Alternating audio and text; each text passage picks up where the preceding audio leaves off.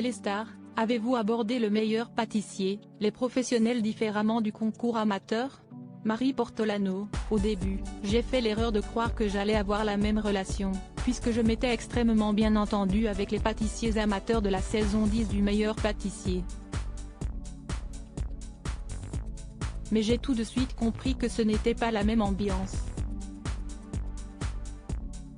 J'ai donc instauré une certaine distance, rendant mon approche différente. Où est ce qui varie entre cette version du programme et son format originel? Si est-il l'exigence, la tension que les candidats ressentent, leur envie de réussir. Là, ils jouent leur vie. Ils ne sont jamais contents d'eux-mêmes, ou rarement. Pourquoi Marie Portolano a fait moins de blagues que dans le meilleur pâtissier? Par conséquent, avez-vous fait moins de blagues? Non, j'en ai fait quand même, mais elles sont toutes coupées au montage, ça si est sûr à 100% rire. En réalité, ils étaient tellement stressés que j'en ai moins fait que dans le meilleur pâtissier, même si parfois cela les détendait. Il faut réussir à doser. Vous sentiez-vous plus à l'aise que lors de votre première saison aux commandes du meilleur pâtissier? J'avais pris mes marques, forcément. Retrouver Cyril Lignac, note de la rédaction, avec qui je m'étais bien entendu, m'a permis d'être en terrain connu, en quelque sorte.